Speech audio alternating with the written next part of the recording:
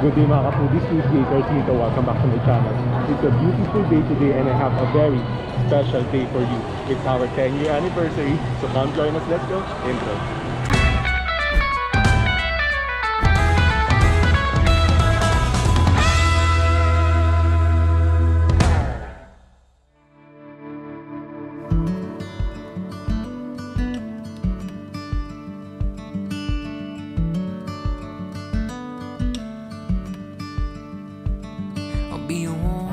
Yung GoPro nga pala yung gamit ko ngayon for vlogging today kasi medyo maraming errands. Mamaya pa naman dinner, yung aming official celebration. Ngayon may errands na kami, so GoPro lang para lightweight lang.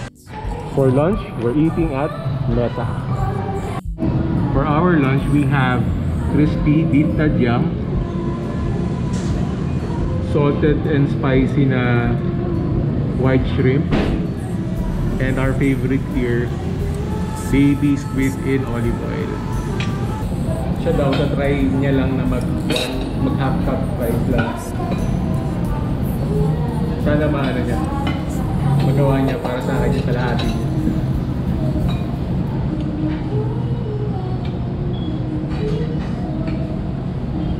Dip in their vinegar. Smells spicy. First bite, sticky words.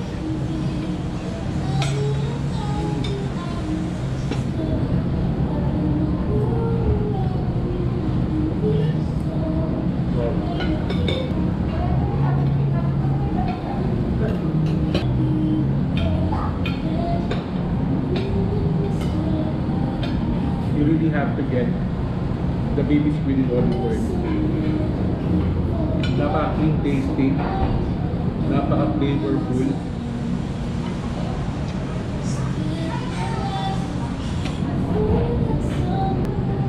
Olive oil really brings out the flavor of the baby squid without overwhelming it.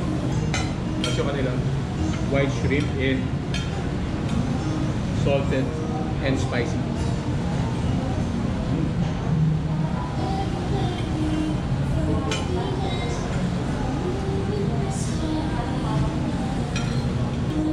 Hindi pati yung official na celebration namin, pero sobrang panalo.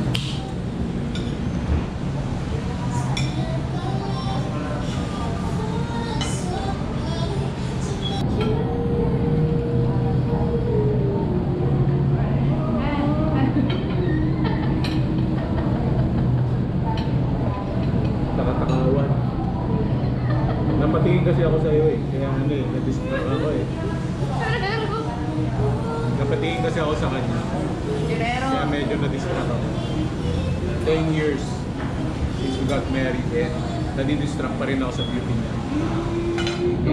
Kilig yan, kilig yan. Sarap ang crispy beef tadyang. Alam niyo, parang pupor na na, parang chicharon na. Napaka-crunchy, tapos napakalambot. Napakagat ko. Tapos yung as you go through your bite, doon mo mararamdaman, doon mo malalasaan yung lambot at lasa ng beef tadyang. Bubulos ng baby squid. Magmukbang na daw, sabi ng mga followers ko, mga subscribers ko.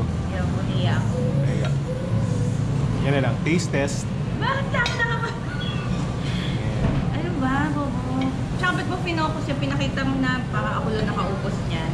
Konti lang yung binawas ko dyan. Siya yung umubos yan. Yes. Ang ano naman? Tara. And I will be Sol. Ubos. Yan, busog na kami, so mag-e-errands na kami. Our first errand for today ay bibili na, tawag doon? Power fan. Water dispenser for the new house. Saka pala TV. me to be.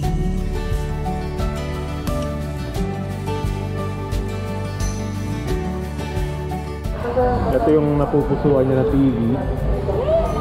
65-inch na Serve. Smart Bixby Curve TV ng Samsung. Curve nga naman, and Ganda na. maganda nga naman. Hindi na masyado ma-appreciate ang kulay kasi GoPro yung gamit ko na pang vlog. Pero looks good. Saan natin ilalagay ito? Ako kwarto. Di ba pwede sa family room? Yun ang area ko eh. Sarap mag PS5 dyan, no? Ha? Sarap mag PS5. Mas maximize yung sa family room. Kasi kami, kanya-kanya kami ng pwesto. Siya sa kwarto, ako sa family room, dahil si Miyaka doon sa baba, para nga naman di kami nag-aagawa. So, inuulo ko na sa family room to. Ano sasabi mo? Malaki yung pader dun sa kwarto kaysa dun sa family room. So yun nga, total anniversary na naman natin. Happy anniversary. Yung pumayag ako na sa kwarto natin yan, yun yung anniversary gift ko sa'yo. Wow! Wala mo. Payag ka. Ang ganda mo. Na? Ang ganda nga ng curve. Ito yung mga features niya. Crystal display, crystal processor, 4K, curved screen, 1 remote control. Ito yung mga pinaka-major features niya. This is a big deal, 4K. So I'm assuming na it can play 4K videos. Mag 4K na kaya ako sa mga vlogs. Masyado mabigat sa edit yan. Tapos pag curve, maski nasa side ka, napapanood mo pa rin eh. Galing nga naman. Yan, sinisipat niya from the side. Pinetesting. Anong tingin mo? Legit. Legit? Legit na bitakal ko sa'yo. Awage na awage. Ano ka sinisipat mo dyan? Layo ka na. Ito. Drive ko nga. Ito. Gilid ako.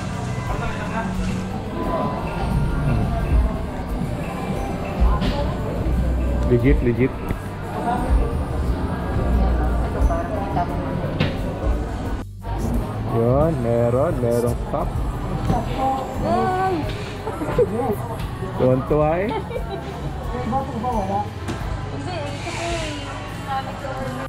Ito yung gusto naming tower fan. Titingnan lang yung stock kung meron pa kasi 4 na ganito yung bibili namin. Kailangan din namin bumili ng water dispenser kaso wala ng stock. Yung sa baba na lang nilalagay yung tubig. Yun pala yung mga latest, yung mga bagong water dispensers ngayon. Sa baba na nilalagay ng tubig, hindi na sa ibabaw. Yun yung wala ngayon. Yun yung gusto sana namin. I'll be a warm place to lay when you're feeling cold. And I'll be all in when you wanna fold. When we're dancing life's dance, you'll be the Saan tayo, Big? Macau. Macau. Yes, siyempre anniversary naman. Magkikita tayo sa diet. As if naka-diet tayo. Itong whole November and December. your morning I'm home. Pag Macau naman kami ay cheesecake and pearl milk tea lang kami. Mayor size. Tapos sa akin 0% sugar. Marami ring tao pero hindi tulad syempre nung last year's Christmas season na kahit ganitong, actually yung ganitong December 26, napakaraming tao kasi syempre ginagastos yung napamaskuhan. Syempre money has been tight, hindi masyadong nakapamasko yung mga tao. Saka syempre bawal yung mga bata sa mall. So mas kukunti yung tao ngayon. I will be whatever you need me to be. Here's my choice of drink sa Macau Imperial Tea. Mayor na cheesecake and pearl, NS meaning no sugar, and believe me, matamis na rin yan kahit no sugar. Hi Reggie, hi Rich, Merry Christmas. Pati mo naman si Reggie sa si Rich. Merry Christmas! Wish ko na kayo. Give the whole of my heart if it means you get half. Darling, please be my better half. And I will be, yeah, I will be. Merry Christmas! Wow naman, sexy naman. Sana all. Ha? Merry Christmas nga pala. Dahil mong tanggap ah. Thank you, Merry Christmas! Me to be.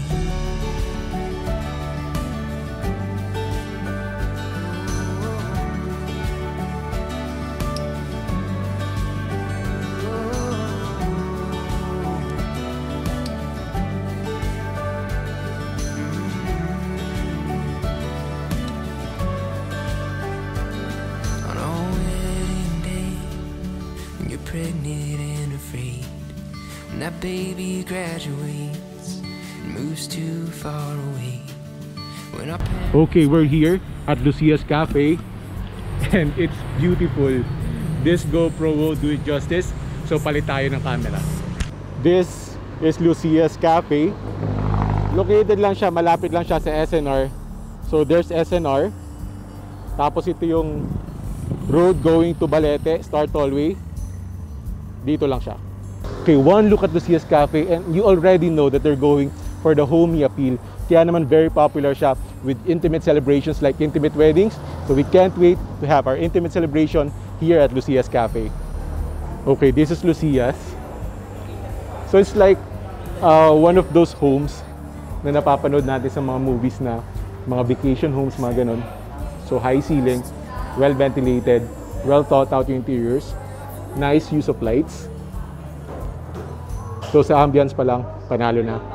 Can't wait to try the food. Pwede ba namang walang flowers? Ayan.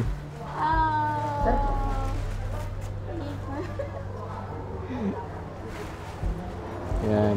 Flowers courtesy of the florist. Pinadeliver na lang natin sa Mr. Runner. Thank you. Pwede ba namang walang flowers?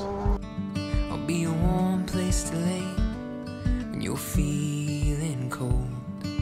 And I'll be all in when you wanna fold. When we're dancing life's dance, you'll be the partner. Thank you the florist for this bouquet. Bali preserved flower siya. Tatagal daw siya ng 3 to 5 years. Perfect na pang decorate sa bahay namin. Thank you for joining us today. Sana nabusog kayo. Sana nag-enjoy kayo. And if you did, make sure to click on the subscribe button and notification bell and watch my other vlog right here para sama-sama tayo sa isa pang food trip. Thank you for watching. I'll see you in a bit. But I promise I'll try every day.